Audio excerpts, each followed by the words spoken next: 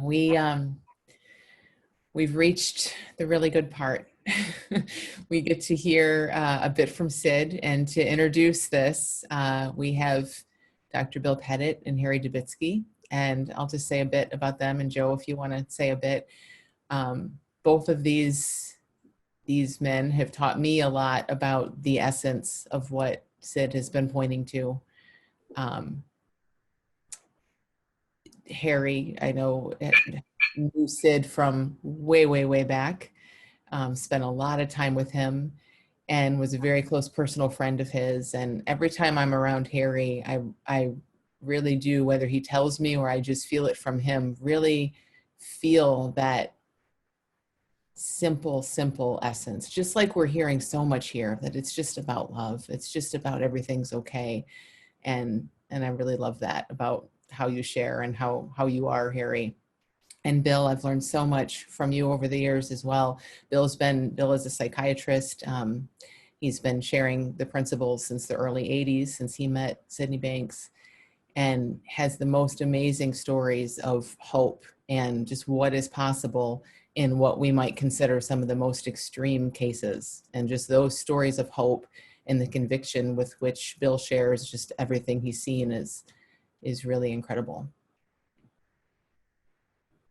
Yeah, I would just add that both Harry and Bill, who were deeply affected by Sid, they are the perfect people to introduce him in this video, because they exude such honor and respect for where all of this came from. Really the roots of all of our work get traced back to Sydney Banks' experience, his own enlightenment, his own realization of these principles. We would not be here were it not for Sid. So in deepest gratitude, we'll pass it off to Harry and Bill to say a few words about themselves and Sid before we start a video. And then Amy, I don't know if we're going to do any closing remarks or not. Everyone seems pretty full, but we'll play it by ear after the video. Okay. Yeah, obviously everyone is full, so just relax and take it easy. Really, there's nothing to get when you listen to Sid. It either comes in or it doesn't. And I wanted to first say that Sid would be very proud of this conference. I know him, I know what he looks for. He'd love the feeling, the sharing, and the fruit that was exhibited here. And that would really, he wouldn't stop talking about how beautiful this conference has been. Now I want to take you a little bit into the world of spiritual psychology of Sydney Banks. And within it, in 1973, he had his enlightenment experience, and it was a two-stage experience. The first stage was the psychological component, where he experienced there's no such thing as insecurity, it's just thought. And then 4 days later, he had his white light experience, where he walked through and changed 100%, where the people couldn't even recognize him, and so on. And then when I came in 1976, there was about 30 people on Salt Spring who were listening to Sid. And there were a few people in Nanaimo, like Elsie and so on. And we were all struck by the good luck of finding an enlightened human being. It seemed impossible that an enlightened human being we could live and be friends with and hang out with him. And that's what we would do. We would go over to his house, and he'd have a fire blazing and a panoramic view of the ocean. And his wife would come in, and then it was Barb, his first wife, who died of a thing in her head. And she'd come in with tea, and she'd say, "Has he got to the good stuff yet?" They'd say, "No." Now she'd go, and she'd come back a little later looking for the good stuff. And we were all caught by this feeling, and the feeling of oneness, the feeling of family, the feeling of unity was just amazing. And it was before the three principles. And so what did he talk about? To be honest, 98% of it was spiritual. He just talked about the spiritual identity, the truth within yourself. Truth and wisdom were two of the biggest words. And what did he talk about in psychology? Not too much, but what he said to us, watch your beliefs. And then at the beginning, he talked a lot about ego. And then he said, now you know what ego is, forget about it. But he didn't talk about it anymore. He just moved on back into the spiritual essence of life and so on. So it was a feeling of oneness and family and the luckiest people in the world. We were the only ones listening. And we were the fruit that attracted the psychologist. And the first psychologist to come in was Dr. Roger Mills. And he brought the rest of the people with him. And when he came in, at the first conference that they gave for the psychologist, which was at Cedar Beach, I wondered, he must change his talk because he's been talking nothing but spiritual. And now these psychologists have come in. And this is what he did. He only added a half a sentence. He said, what mind is, and he defined mind as, well, it's a psychological word for God. And then he added a half sentence and how it applies to life. What mind is, spiritual, and how it applies to life, psychological. And then guys like Bill and Joe and George and Roger, they took it and started to put it into a form that would be attractive to the world. They understood about the world and what it wanted to do. And then Sid would pull them back in and say, no, the purity of the principles is the key, not number of people. And so he kept emphasizing that this is the greatest secret, the greatest gift. And his whole purpose was to alleviate suffering. And in that shift to the psychologist, I got lost. I didn't like it, and I stopped growing. And I want to emphasize this. Why would I stop growing? And the answer was, I lost my gratitude for who and what he was sharing.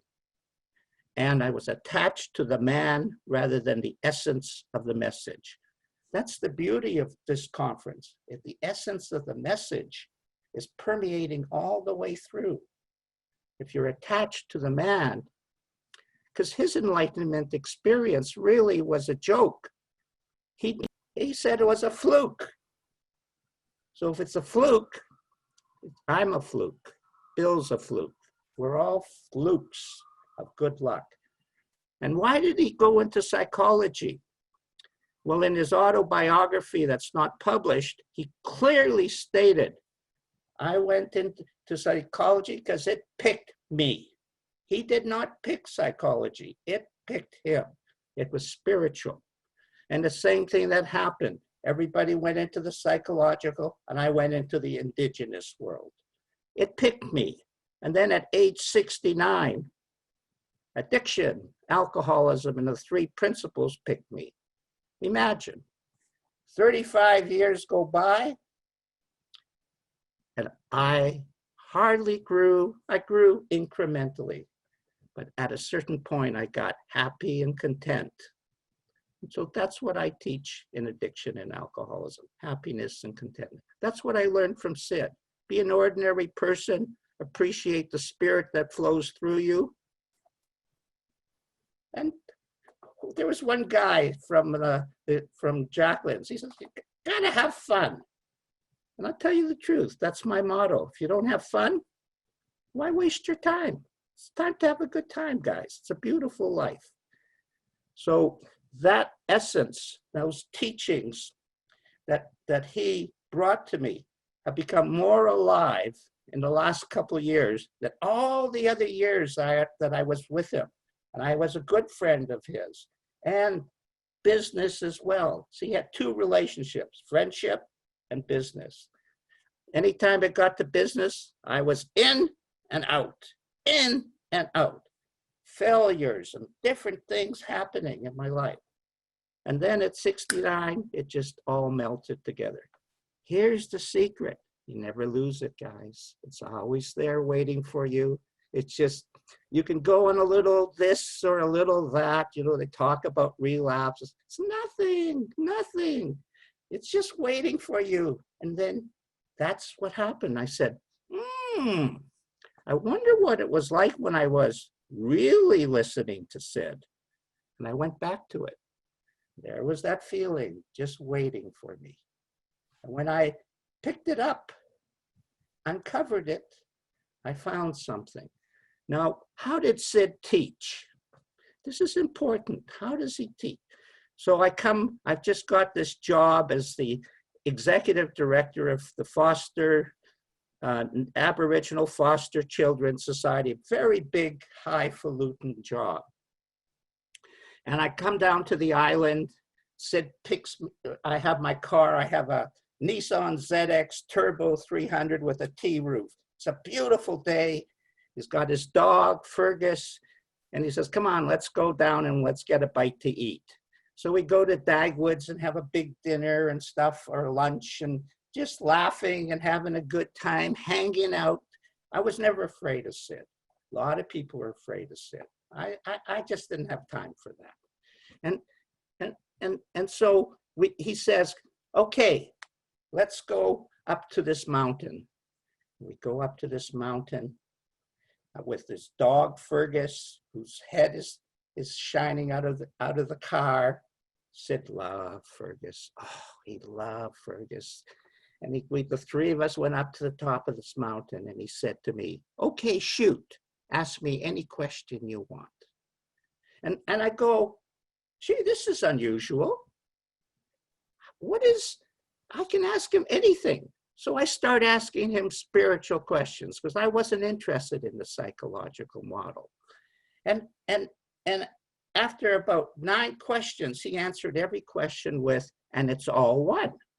I went, gee, that's strange. Someone asked me a question, but I don't answer, it's all one, which is, of course, a big theme of Sid's, inside yourself. And so I asked the 10th question, and then it happens.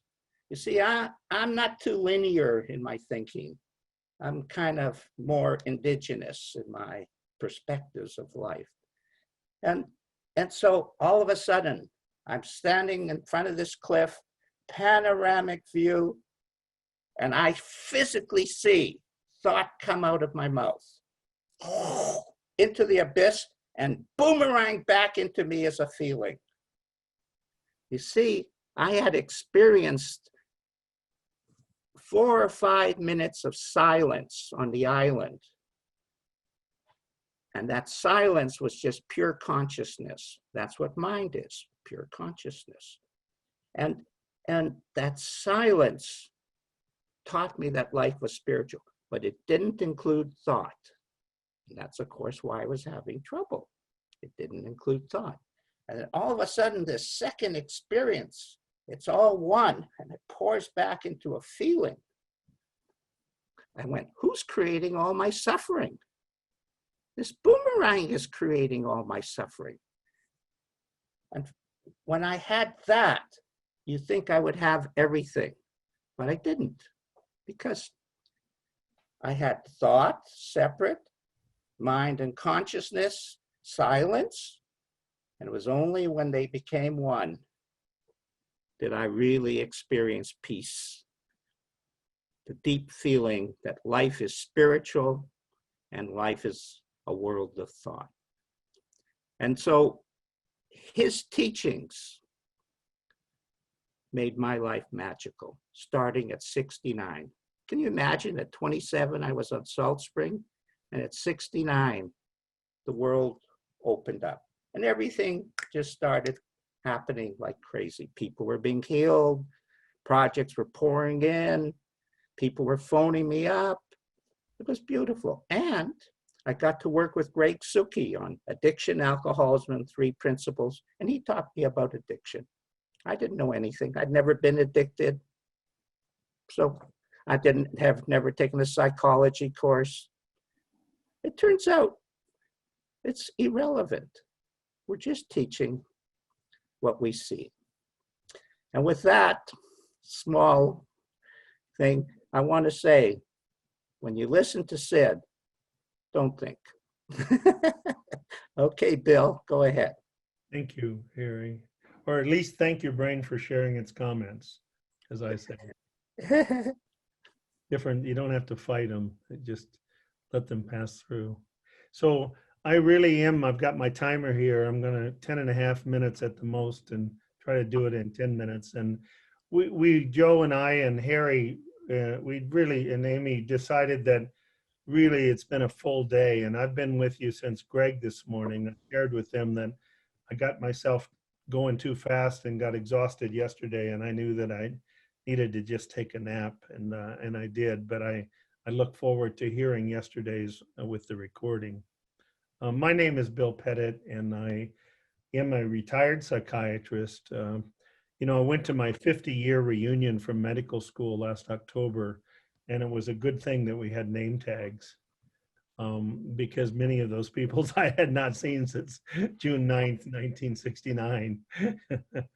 And, you know, this has been very powerful today, and there's a lot of ways that I feel like I have nothing more to say. But one of the things that I will say is that I see people like Sandy and Joe and Mavis and people that I've known for 35 years plus, and I'm very touched. You know, so many people in our field, the burnout rate was average about 5 to 6 years, wasn't it, Joe? And here we're at 35 years, kind of really excited about what we do. And you know, I turned 78 in May, and I've noticed that I recently I've been scheduled as the last person on the show, as I did in London. And I'm thinking that maybe they figure if I die during the show, they'll have plenty of time to replace me with somebody. So if we put him last, you know, we'll have more time. So that's okay. I'm okay with that.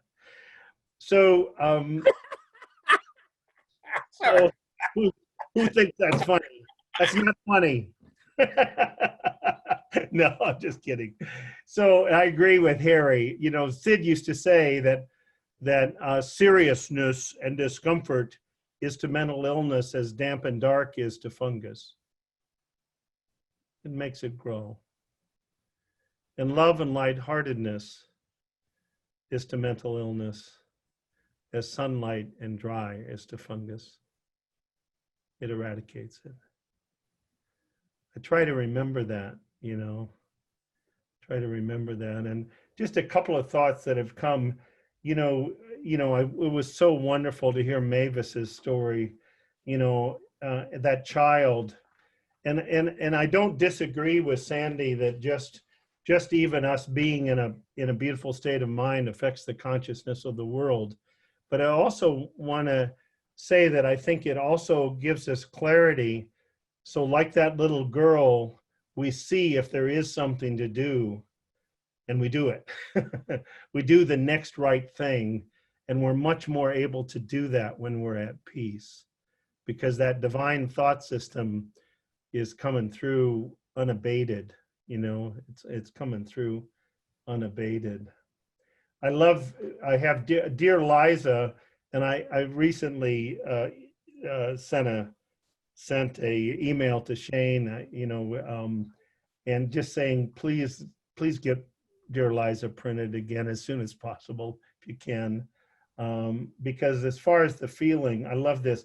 Again, I tell you, look very closely, my daughter, at love and compassion, for they are two magical feelings that will guide you through life. Such feelings are more powerful than any king's army.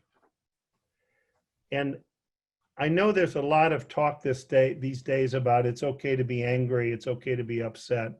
And the grain of truth in that is that that's part of the human condition. We certainly are going to get lost in our thinking. We're going to become a lost thinker. But I also, what I heard today echoed was that when I am a lost thinker, my number one job is to take care of myself, get back in the present, and allow the feeling to come back again. That anything I do in that lost state is less likely to be to have a solution to it. And I'll quote two very famous American philosophers. Well, one is a Norwegian philosopher. It's the Trolls from Frozen 1. And the Trolls sing this wonderful song, and it's called, you know, if you have grandchildren, you watch things like Frozen and Frozen 1. And the Trolls are singing this song, and it has a lot of truth in it. It's called A Fixer-Upper. Well, he's a fixer-upper, but, you know, and then it finally says something about, you know, we're all fixer-uppers, which is, but then they have this wonderful statement. Everyone makes bad decisions when they're angry, scared, or stressed. The best you can do if you come upon somebody like that is to throw a little love at them. That's from the Trolls. These 40 little slow, little hairy things, right? The other one, what'd you say, Harry? I said easy with these hairy things. The other one is a great American philosopher, Gilda Radner, who too soon gone, when she played Rosanna, who was supposed to be kind of the spacey, but she would come up with, she'd say things that made no sense, and then she'd zing, and she says, Jane, you know what? It's always something. So when people say, you know, I was doing really well until X, Y, and Z happened, I go, yeah, you know, like Rosanna used to say, it's always something. Right now it's a pandemic, among other things, right? It's always something. But it's wonderful to know that there's no something that in itself has the power to take us away from a state of divinity, or whatever you want to call it, if that scares you, that universality of a beautiful feeling.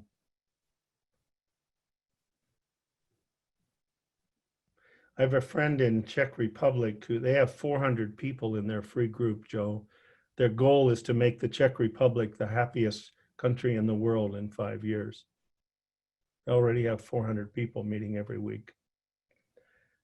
And he has 25 astrophysicists that are employed by him. He said, they're much more smart than I am.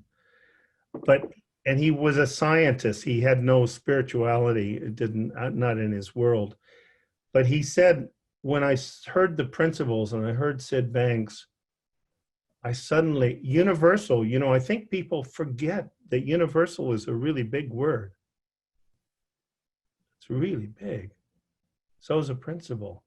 And when you put them together, it's really, really big. And he said, I saw, as I listened to the people that I work with, that the whole universe, I really saw what Harry talked about, the oneness. I saw that the universe is intelligent. I saw that the universe was conscious.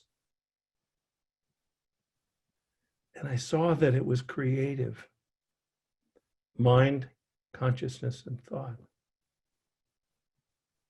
I saw that. And I saw that there's a guidance system in the universe. And one of the first things you're going to hear on this tape, which I think I listened to about 10 times before I heard it, is Sid's going to say, you have a spiritual guidance system inside of you that is guiding you every single second of your life, if you can listen to it. I tell people, if the wisdom was coming through a harp or a violin, it's hard to hear the harp or the violin if you've got the Minnesota Marching Band playing in your head. And I am still learning to go from fast and furious to calm and curious. I still get a C- in that after 37 years. But it's incremental, and I'm going in the right direction. And that gives me hope. I catch myself. Yesterday, I would have in the past gotten sick with vertigo or a kidney stone or my back out or something, but I've gotten at least more sensitive to. I woke up in the middle of the night and I said, Bill, you're exhausted. Yes, it'd be nice to watch all of Friday and Saturday, but you need today to take care of yourself, as somebody said earlier, and get rested. So you've got something on Saturday. So with that, I'm going to stop, and I guess we're ready to roll. And thank you. It's a real honor and a pleasure to have been here to speak. And I'm glad I made it to the 5th day and was still alive to do this. So I am really, by the way, I'm as far as I know, I'm in good health. So I don't mean to be having people say, "Oh, I think Bet is dying," right? I don't, never know, but I'm doing fine. So anyway, Peter, I'm ready for you to let it roll if you are. Thanks for your intro, you guys.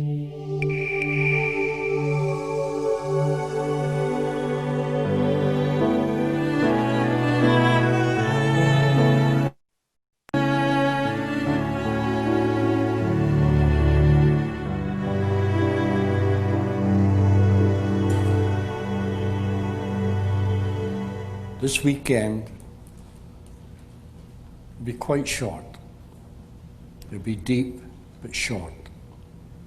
And after we finish, I'd love you to just go out and do whatever you want and try and get yourself in a state of meditation. That is a tranquil mind. And that's what you're looking for, is a tranquil mind. This is why people meditate all over the world. They try and tranquilize their personal mind. Personal mind with all its problems and all its inhibitions, they vanish. And in its place comes what we call divine mind. And divine mind, again, is before the creation of form, before the contamination of the personal thinking. And if you can get back to there, that is what you call, some of those mystics would call, going home. You go home to where you belong. And people will say, well, this may take years. I hear some people talking about going to India and going up the Himalayas and talking about it's going to take years and years of practice to do this. That's not true. You're already there. You truly are. The only thing that stops you from seeing this is your own thoughts. And this is where the missing link is thought. The missing link that all psychologists, psychiatrists, therapists, and all human beings are looking for is thought. And if you can find the secret to thought, you'll find the secret to life. Just listen. And please, I know this sounds strange. I'm sitting here talking to you. Don't listen to my words. If you listen to my words, you can find an argument. I'm trying to explain the unexplainable via the word. And if you can go past the word, deep into your own inner soul, you'll find the answer. Because soul is pure consciousness. As you lose your consciousness, you lose your sanity. If you want to go home, you have to retrieve it back. And the only way you can retrieve it is throw away the old and let the new in. It's your birthright. It's everybody's birthright. As I said before, we're all spiritual beings walking on this planet, wondering where we came from, looking for the secret to life, looking for the secret to happiness. And what do? We look outside, which is quite natural. We go to India, we look for the truth. Some people go up the Himalayas see the monks to look for truth. Some go other places. No matter where you go, you take it with you. Because every human being in this world is the truth in disguise. Just listen. And if you don't understand, it really doesn't matter, because I don't know anyone in the world they understand. It's a feeling. Once you get this nice feeling, then the understanding comes later. A lot of people listen and they'll say, I have no idea what that guy just said. And I remember one time, there was about 200 people. And this woman got up and she said, Sid, I don't have a clue what you just said.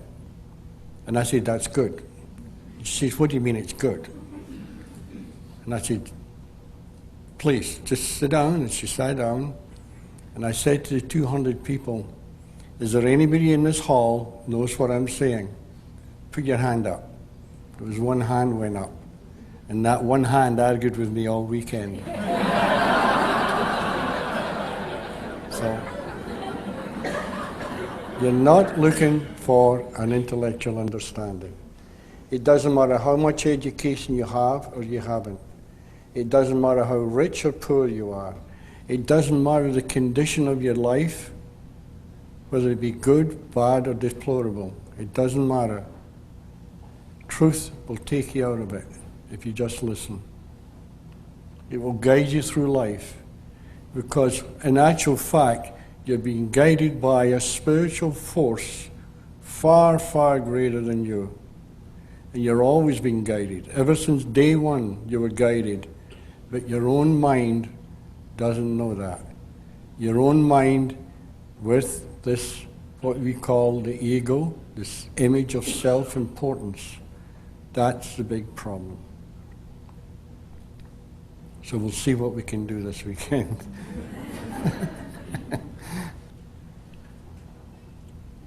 Mind, consciousness, and thought. They're the three principles that let us relate to reality. They're the three principles that let us live in this world called what we call reality. They're the guide.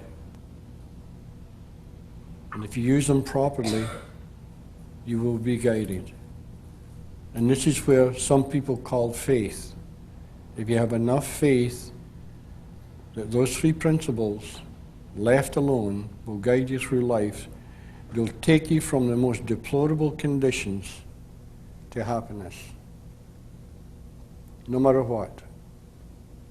And a lot of people say, well, that's okay for you, Sid, but what about me? I live in this horrible situation. It doesn't matter. It's got nothing to do with this world. You're not looking for anything from this world. You're looking from an inner world. You know how the great mystics of the world throughout time have always said, look within for the answer? Well, I'm saying the same thing. You have to look within. And within is not inside your body. It's just an expression to say that you've already got it. It's deep in your soul. That's what within is. It's deep within your soul. And if you can clear your soul, you'll clear your eyes, because the eyes truly are the windows to the soul. Whatever you see, that's how you live. However you think, that's how you live. We have 5 senses: tasting, smelling, seeing, etc., etc. You all know them. On their own, they are totally useless. They have no life of their own. Not until they're amalgamated with mind, consciousness, and thought. These are the 3 principles that bring life into our whole system. They are life. They are life before form. Ignore the form, go back into the spiritual, and you'll find your answer. Now, I know in this room right now, There's almost every kind of religion known. And I'm going to ask you to be very patient with me, and because all the major religions in the world, they all have the answer. But it's hidden. It's hidden in a maze of thoughts, ideas, concepts. And there is no thought, no concept in this world holds the truth. No matter what you think it is, it isn't. People will say to me, well, how can you say that, Sid? Because how do you know what I'm thinking? It doesn't matter what you're thinking. It doesn't matter what your concept is. You're wrong. There is not one concept in this world holds the truth. You have to go beyond all those concepts, ideas, etc., etc. And where do you find it? In the stillness of your mind, in the quiet chambers of your mind. This is where the rebirth takes place, and you go from the known to the unknown, from the physical to the spiritual. Now, there is no end to this answer. So if anybody ever gets cocky and says, oh, I know what the three principles are, mind, consciousness, and thought. You get a 5-year-old to figure that one out in 2 minutes. That's not the answer. That's just words.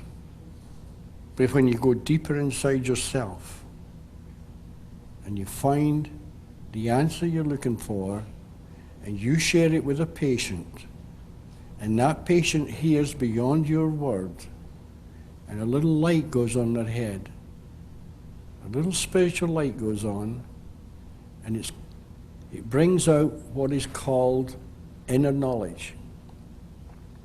The mystics talk about true knowledge. What is true knowledge? Another word for it is wisdom. And wisdom is spiritual intelligence before the contamination of human thought. That's what wisdom is. And that's what you people have been finding. And keep going. Never close your mind. Never think, never get cocky and let your old ego think that you've found something. Just be grateful for what you have found. Be grateful for something that has changed your life. Be grateful for something that's changed your marriage. Be grateful for something that you can hand to your children. And it's a feeling. Gratefulness is a feeling. You're looking for a feeling. That's why I'm saying to you, don't listen to the words. Look for a feeling. And if you leave this room today and you have a nice feeling, you're getting it. You might not get it today, you might get it tomorrow. You might clue in when you're driving down the highway, and all of a sudden you think, that's what he meant.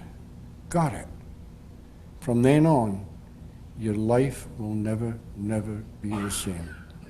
Because once you have gone up to a certain level and seen the newness, you never come back again. It's not good enough. And another trap is never try and go higher,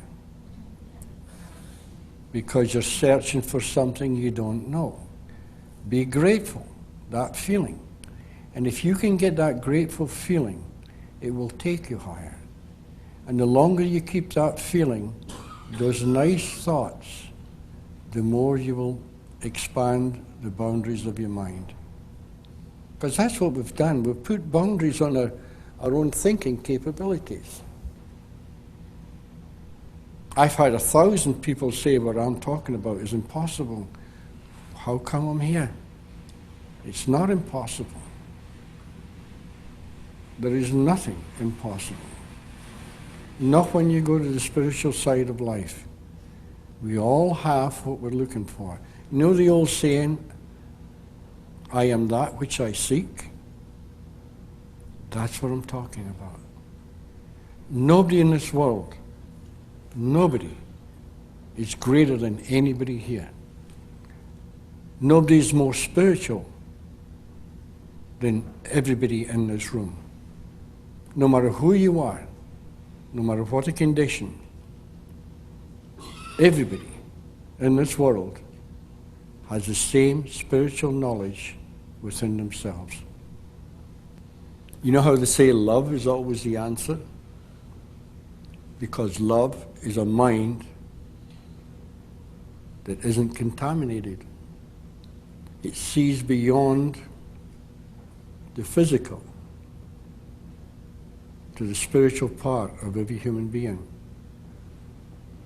That's what true love is. True love is understanding.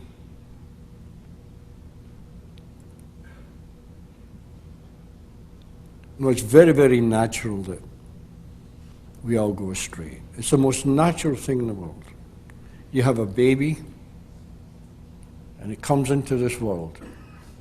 The moment it comes into this world, it has actually come from the spiritual into the physical. The second that baby arrives into the physical, it's contaminated because it sees the physical. It sees what you call the great illusion. And the great illusion is life. Life as you know it. And that's why some of those gurus from India and people, they talk about the great illusion, the great awakening.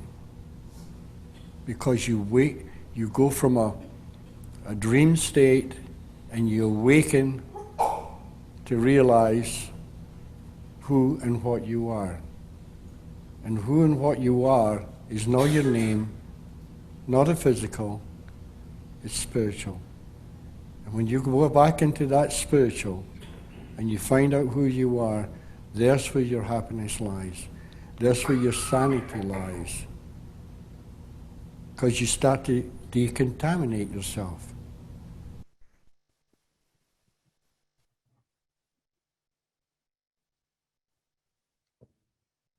Good. And part two is there's a second part to that for those who want to see it on sidbanks.com website. Right. Oh, he's got it there. Excuse me. Thanks, Peter.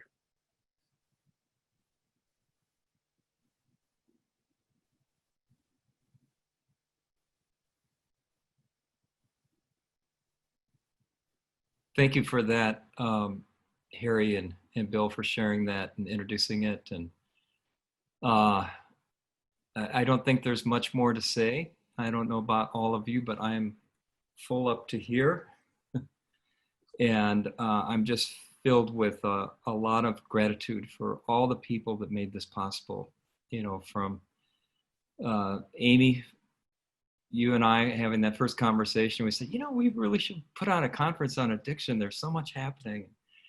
You listening and catching that ball. And ever since then, it's just little by little, it kept attracting more and more people, and the planning committee of more than 30 people, and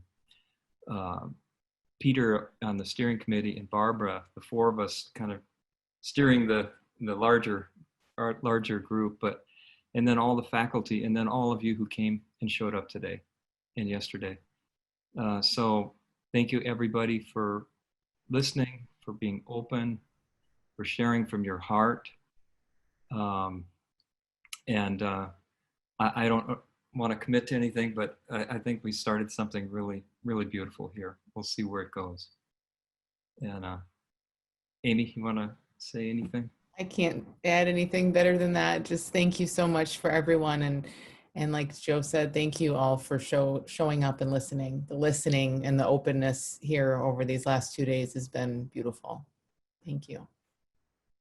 Yeah, everybody's been so down to earth, ordinary, and real. It felt so real. That's what strikes me. Everybody was just so authentic and so sincere.